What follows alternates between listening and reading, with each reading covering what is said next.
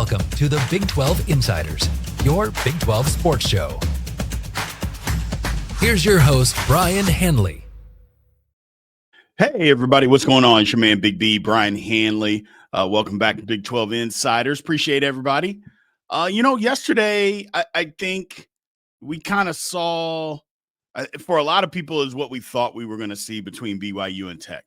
I didn't think it would be that dominant. I just thought Tech was just a better football team.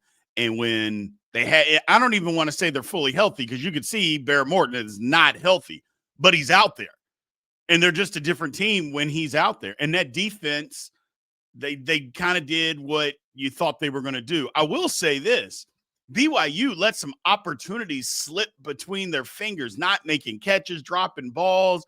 You know, their defense did all they could. We'll talk about that more on the recap show tomorrow. But there were some opportunities that you're in a big game. You got to make the plays, man. It's just that simple. You got to make the plays. And Tech, they made the plays they needed to make. That defense was just crazy, made them throw the football. L.J. Martin not healthy. You could see it on the very first carry. I think he got 11 yards. He got popped, and the way he went down, it was like, and he just ran right off the field. I'm like, this guy's not healthy, man. He's not going to be effective, and he wasn't. He wasn't. But take nothing away from Tech. They're just, as of right now, they're head and shoulders better than everybody else in the conference. But having said all of that, it's going to be interesting what they do here. You know, I've been on my soapbox screaming that, the playoff committee is going to disrespect BYU as soon as they lose. Well, they lost. So now what's going to happen? Personally, if they move them outside the top 12, then what I said is true. You know, what I said was true. Now, you could say, well, they got blown out by Tech, and they did. I mean, they didn't lose by 35 points or anything, but that game wasn't close. We all saw it. They couldn't move the football. That game, for all intents and purposes, despite how good BYU's defense was playing, and it did all it could. But, I mean, did anybody think that BYU was ever going to score 16 21 points? Because I know I didn't. After that first half, I'm like, well, this one's just about over. But either way, I'll be interested to see where they rank BYU. Are they going to totally disrespect a one-loss team that lost to a top 10 team on the road? Are they going to say, well, we gave them a chance, now they're out? Or are they going to actually look at their entire body of work and they respected Utah last week? Are they not going to respect Utah this week? Because BYU beat Utah. And when I say that, Utah fans, don't jump off a bridge just yet. What I'm saying is, if they respect Utah enough to have Utah ranked where they have them ranked, which was 13. Number one, BYU can't be lower than them. They have one less loss, and they beat you. So that would be number one. Number two, if they respected Utah enough, and they should, by the way, to have them 13, how do you have BYU outside the top 12? Like, let's just be real. How do they have them outside the top 12? Now, you could say that Texas and OU have better wins. They probably do. They probably do. But I don't know. For me, they can't be outside the top 12. They can't be. Well, let me backpedal. They can be, because the playoff committee, we've seen that they don't really care so much about the Big 12 or doing things that are correct. We've seen that on several occasions. Having said all of that, we'll see what happens. We will see what happens, because I just don't see how you would rank BYU personally outside the top 10, but they'll move them outside the top 10. They'll do that. But just look at Notre Dame's resume. How does Notre Dame have a better resume than BYU? Like, who have they beat that's as good as Utah? The answer would be nobody. Oh, by the way, they've lost 2 games. You could say A&M is better than Tech. You can say that, but we don't necessarily know that. And you damn sure know that Miami isn't better than Texas Tech. And that's who Notre Dame has their 2 losses to. Everybody else that they've beaten nobody even remotely close to the caliber of a Utah.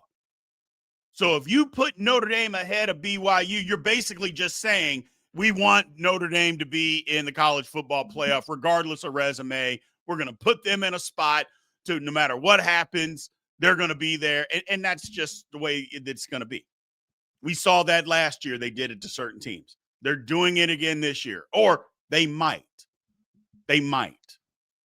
But we'll see what happens. Can't be, to me, they shouldn't drop out of the top 10. Shouldn't drop, but I suspect they'll probably put them at 12. They'll probably do that. And Utah will be right behind them. Utah won't move at all. And we'll go from there. What would be really disrespectful is Utah's at 13, Vanderbilt's at 16. They dropped Utah because Virginia and Louisville got beat yesterday.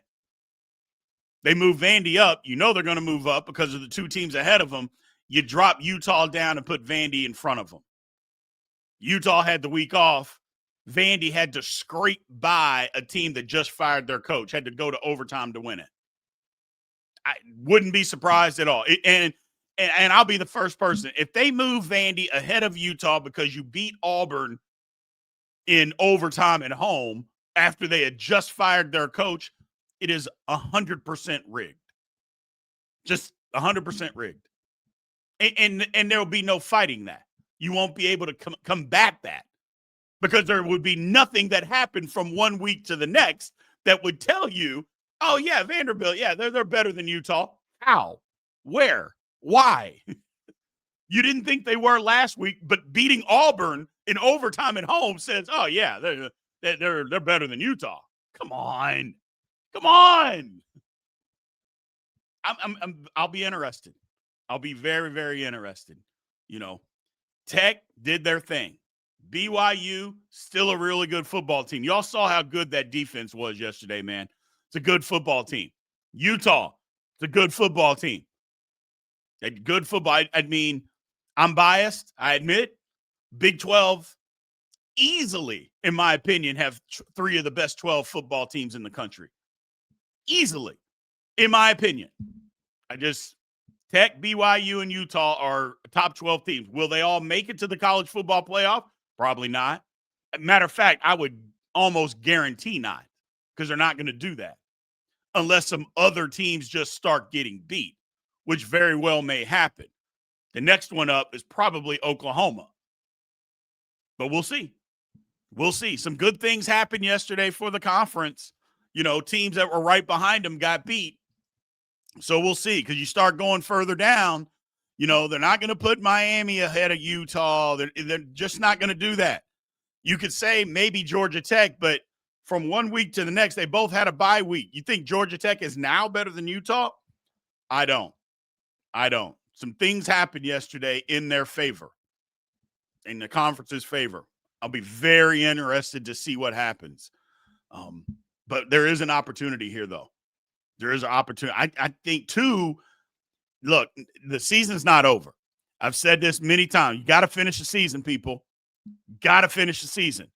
And just looking at the top, I mean, there's basically 6 teams in the Big 12 that can still make it to Arlington. They have an opportunity. Cincinnati, they got TCU, or I take that back, BYU.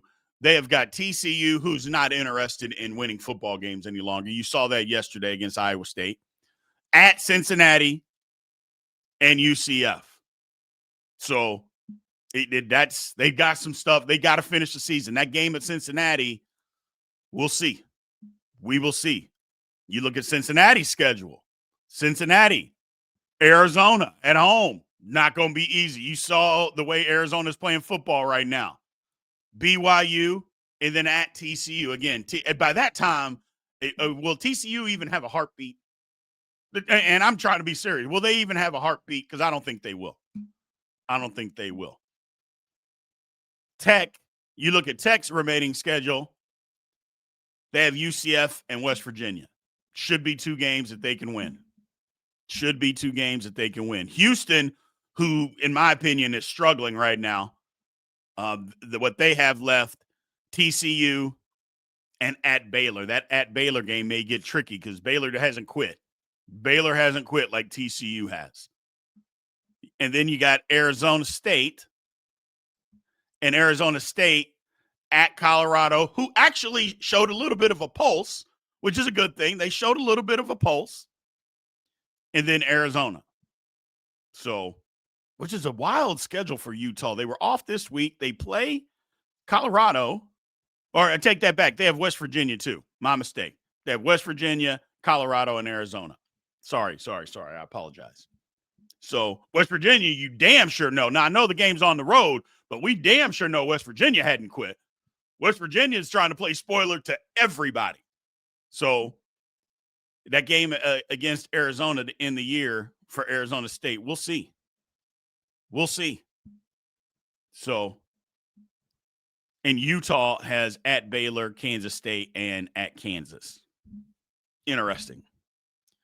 Very interesting. So there's some teams that still have, there's 6 teams that are still in the hunt to get to Arlington. Tiebreakers are going to be wild. I have a feeling they're going to be wild. So, but we got some clarity at the top of the conference. Texas Tech is head and shoulders better than everybody else at this point in time. But we know how the Big 12 can be. That could all change. So appreciate you guys, man. We'll talk to you guys soon. We'll have the recap for you guys on Monday. Power Rankings Tuesday. Should be another good week. College hoops got off to a good start. Didn't like how Kansas played, though. And North Carolina's good. I know I said they're not that good. I'm not going to back off of it. I still think Kansas is better than North Carolina. Because if for nothing else, I think Bill Self is a better coach than Herbert Davis. But we'll see. It's got to start to play out. It's early in the season. It's got to start to play out. But either way, appreciate you guys, and I will talk to you soon. Thank you for watching the Big 12 Insiders, your Big 12 sports show. This has been a Spirit Street production.